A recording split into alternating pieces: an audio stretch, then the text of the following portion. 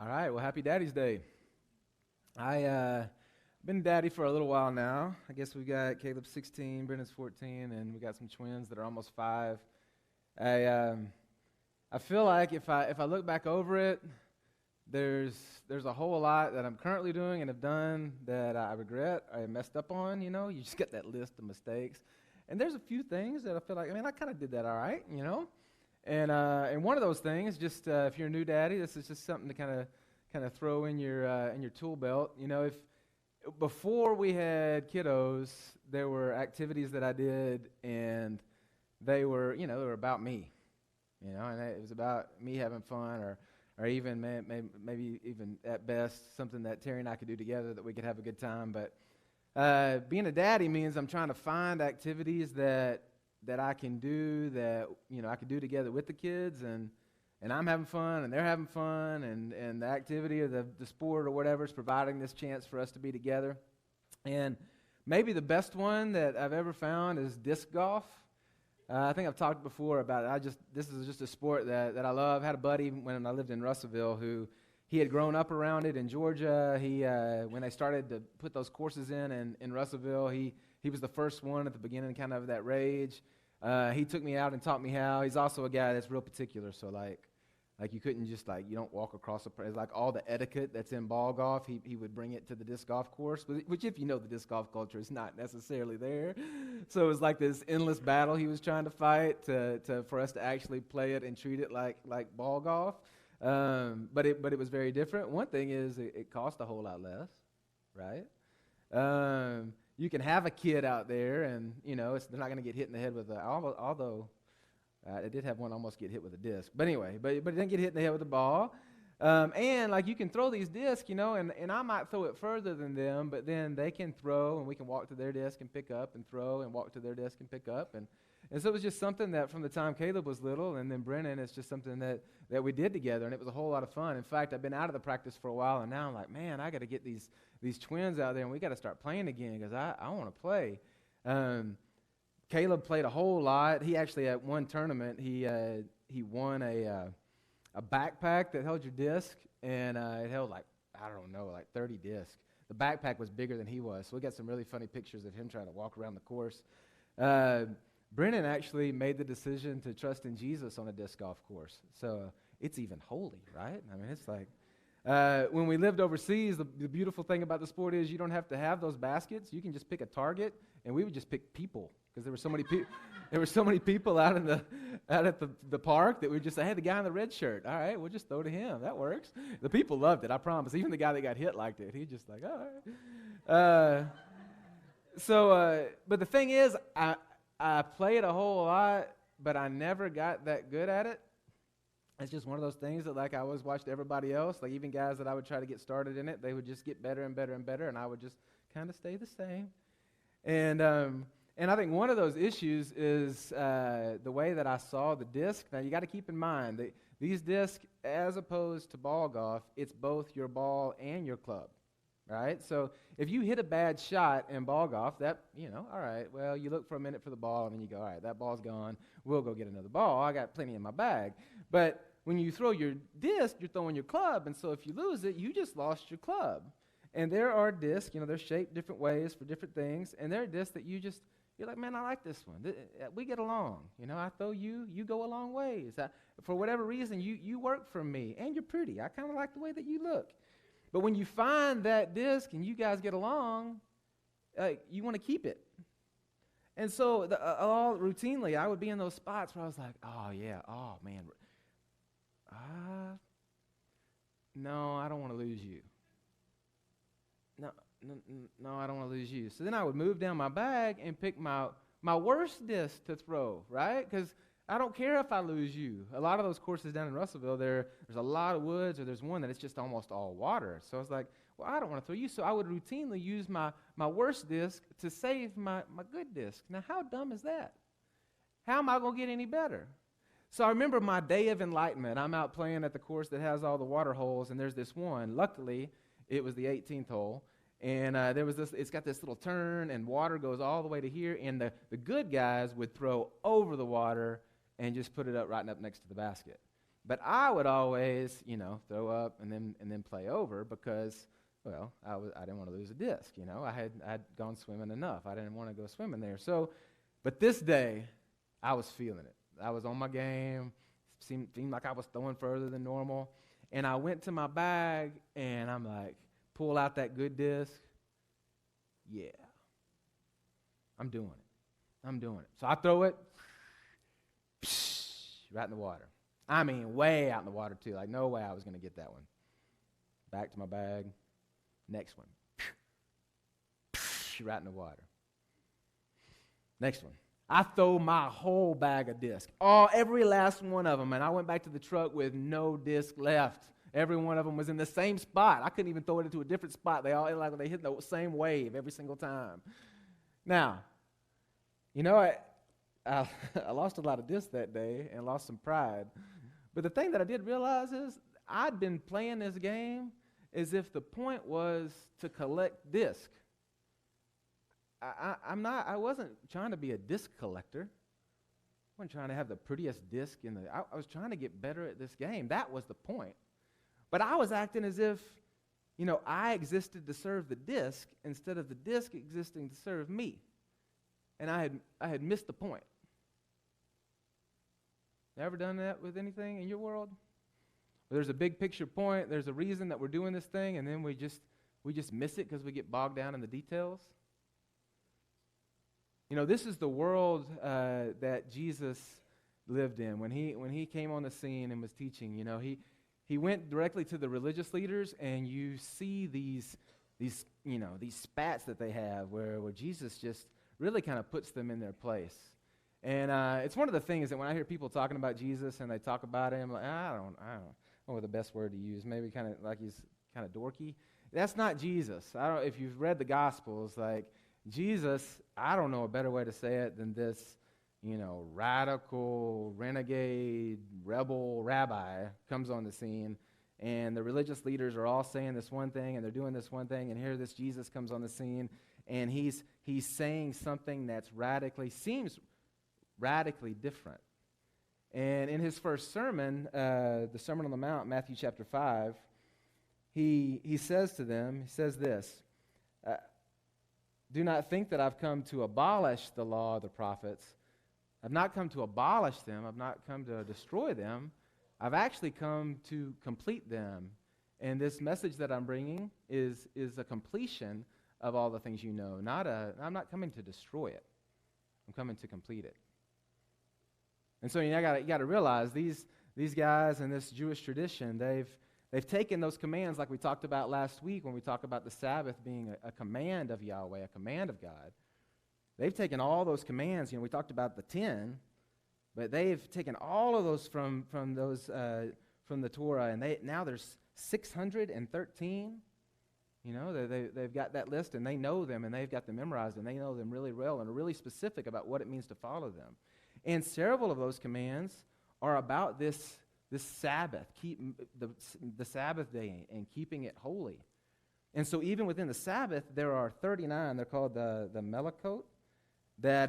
These are 39 specific rules around what it looks like to remember the Sabbath day and keep it holy. One of those is you can't, light a fire. So not supposed to turn on a light on the Sabbath day. It makes it really difficult to cook. The Jewish culture today has tried to translate those things to what it looks like in our world. And so a lot of activity happens on Friday during the day to set up Friday evening, Saturday, so that none of those things happen, so that we don't break any of these rules. And it's to this group that Jesus comes to, and he says, hey, listen, I didn't come to destroy all that. It's not that I don't care about the Sabbath or that rule doesn't matter. I've actually come to bring life to it. And then Jesus goes on and he picks a couple of those commands. We talked about this a few weeks ago, actually. He said, you've heard it said, do not murder, but I tell you don't have anger. So you're talking about this action, I'm talking about your heart. You heard it said, don't commit adultery, but I say don't have lust. And so what Jesus is saying, he's saying the heart behind all of this, the big picture rule, the big picture thing that we're headed towards, the goal, the objective, is God wants your heart. But it's so easy, maybe just humanity, maybe just the way that we're made, to put that into rules and regs. And if we can toe this line, then we feel good about ourselves. And we can do that and get so caught up in it that we miss the bigger picture. You know, I think that if there's any group of people on the planet that I have a really hard time loving, it's hall monitors. Anybody else have a problem with hall monitors? I'm sorry if you're by nature a hall monitor. I can still be your friend and we can get along, but I'm telling you, there is a core thing that's different about us. It just is. Both boys have wrestled a little bit, and in these wrestling tournaments, if you've ever been to one, these are my boys, and they're in their underwear, and they're out there fighting to the death, you know? And as a daddy, you want to support them. Right? You want to be as close as you can to the mat. And a lot of times, it's just fun if you've never been to one to go and watch the parents get in fights in the stands, you know. But early on, watching Terry video one of these matches is really funny because she's like, "Get him!" You know, it's hard to just even stand still as a parent and watch it happen. And one of these matches early on, Brennan was against this opponent, and they were evenly matched, and they were it was a close one, and you could tell his whole heart was in it, and I'm his daddy, and I want to support him, and I mean, there's some times he's in a headlock, and it looks like his head's about to explode, and I want to be there for him as soon as it's over, but parents are supposed to not get on the gym floor. So I don't get on the gym floor, but I stand just beside the gym floor. And one of the people that's put on the tournament, he comes over to me, and he says, "You're not supposed to be here." And I said, "Well, I'm not on the gym floor." And he said, "No, you're supposed to be in the stands." And I said, "No, the rules, I'm not supposed to be on the gym floor. The gym floor is there, and I'm right here. And my son's, he's wrestling right there. And I'm supporting him. He's right there." "No, you're supposed to be in."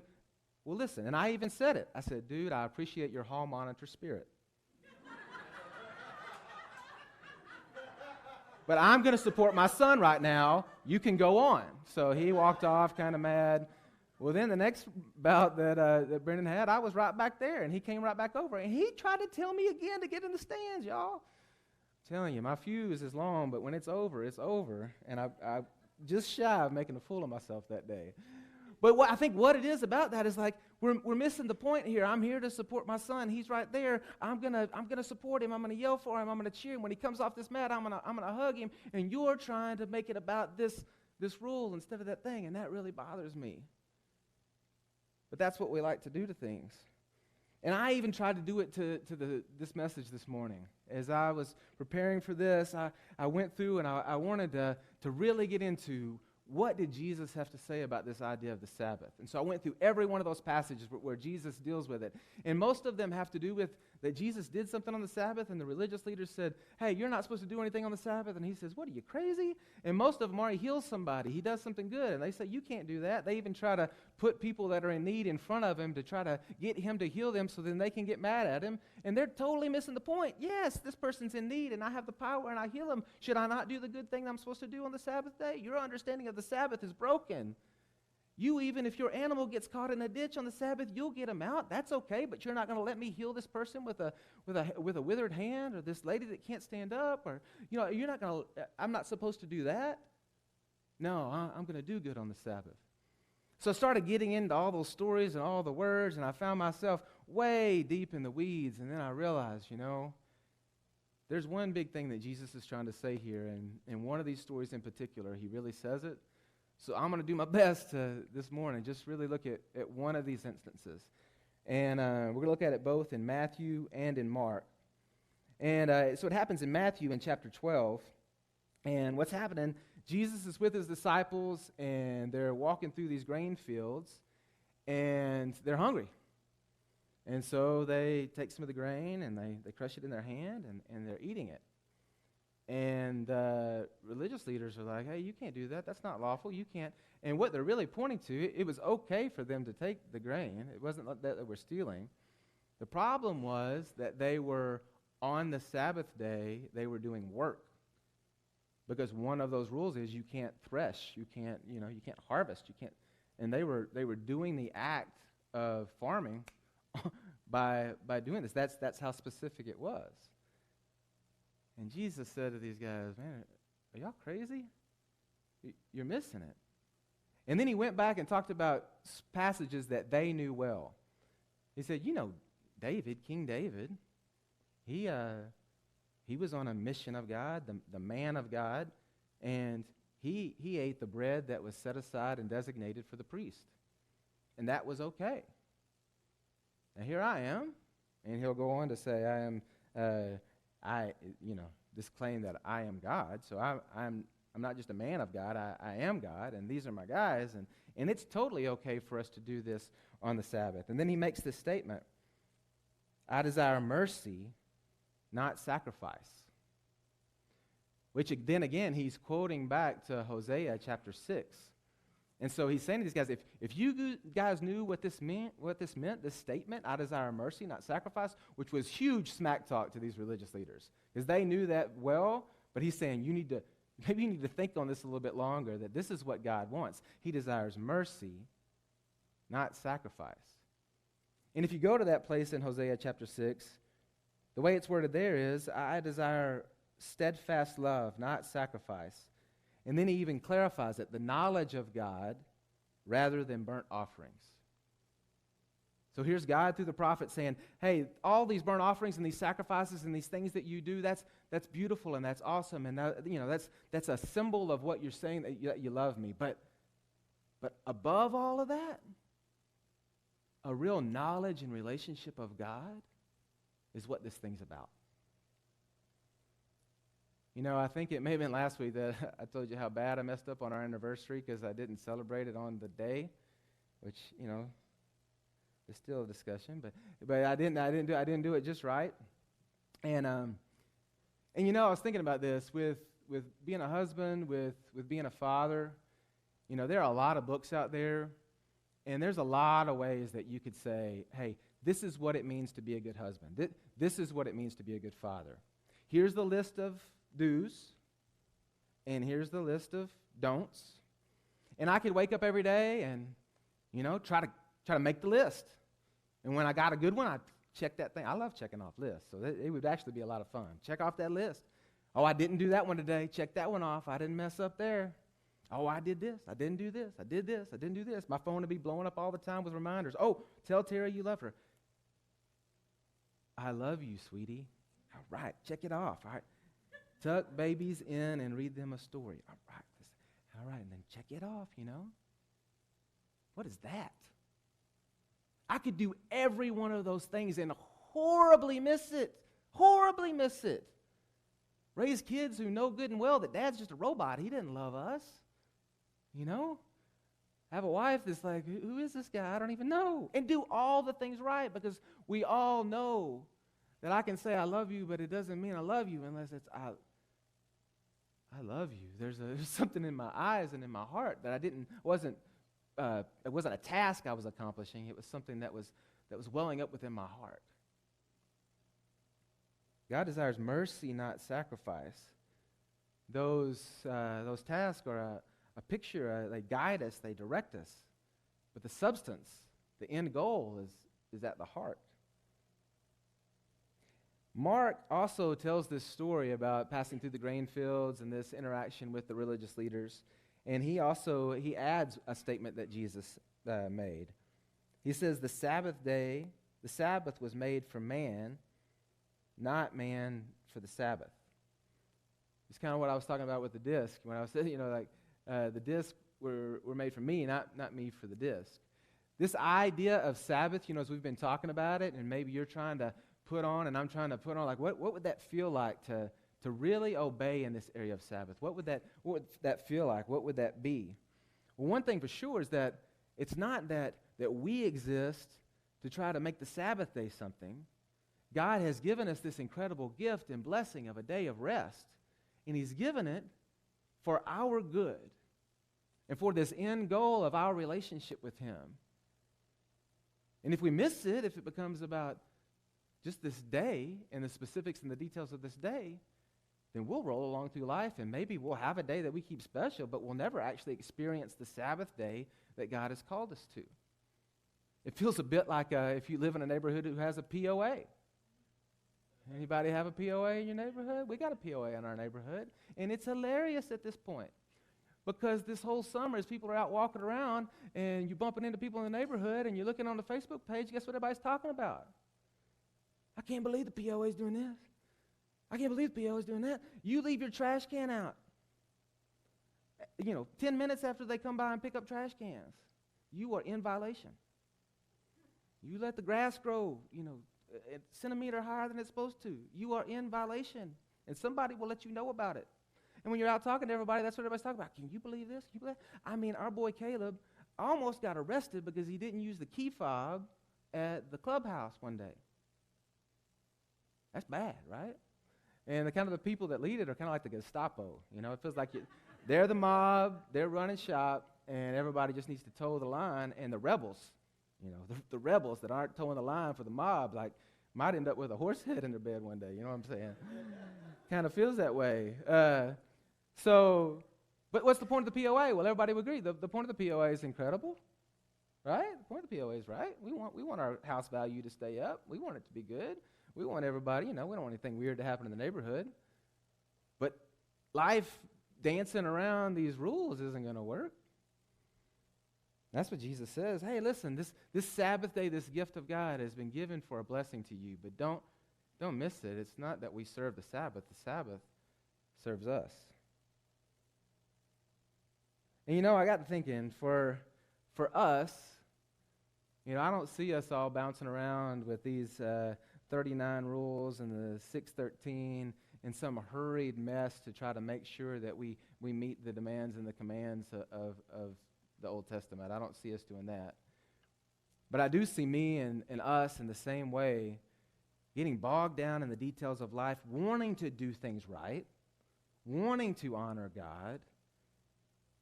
And it's incredible that God has given us this day that He's commanded, that we back up for a second, that we take a breath, maybe we get to the 10,000 foot view of life, reconnect with Him and remember who He is and who we are, so that all those other things that we do fall in the right context. I don't know how long it's been since you've been to the zoo, but we took our family to the zoo yesterday. And I remember, it's happened every time I've been to the zoo. You start walking around, and you see these animals, and they're just cool, man. You got spiky hair birds, and these fish with these designs down the side of them. I noticed these designs that the fashion world tries to meet this, and no offense, but whatever cool shirt you got on this morning or clothes you got or dress you got on, it pales in comparison to what I saw on a fish yesterday. You're not even close.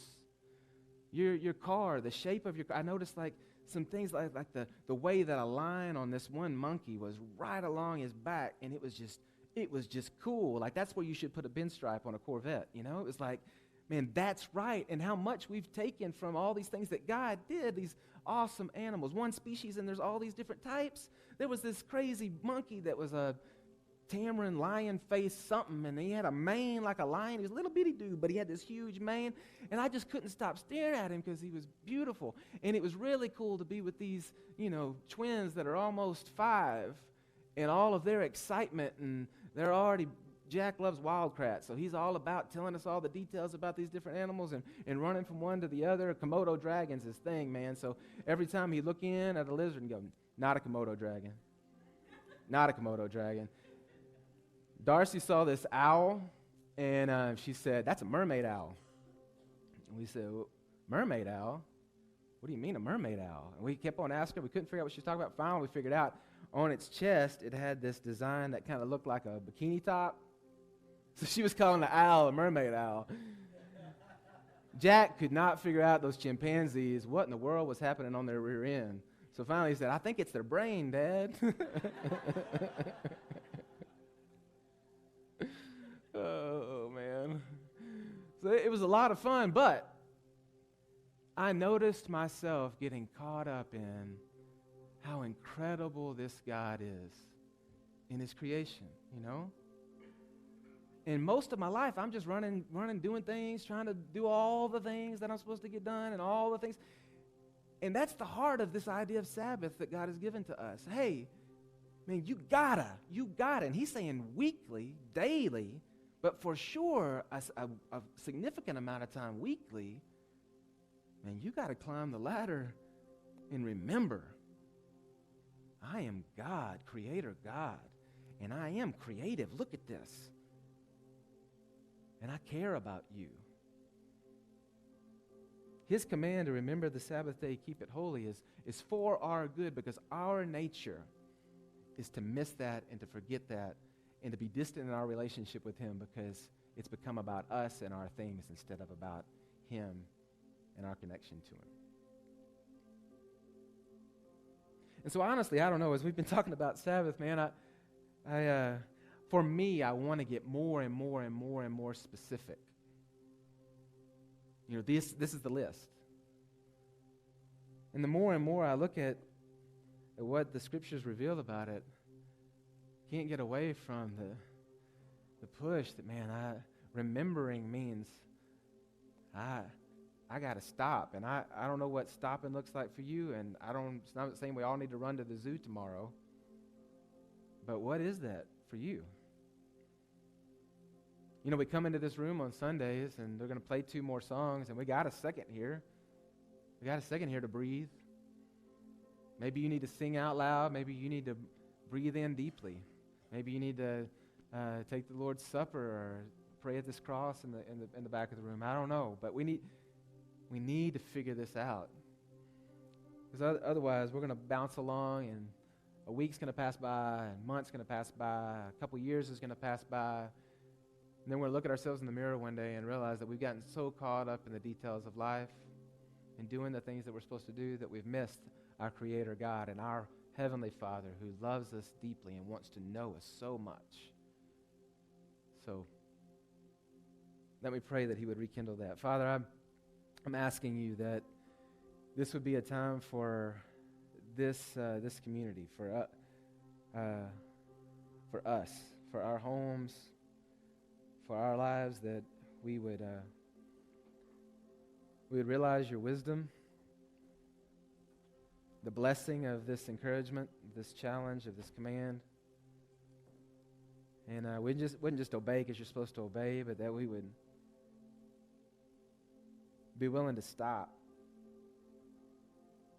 and recognize how incredible you are and seek to know you in a deeper way than we ever have before. To know your provision, to know your love, to know your presence with us, that we could let the smoke settle and the fog of life clear just long enough to get a glimpse of you and to spend some time with you. So, Father, do that in us, and do it even in these next few minutes to your glory. Amen.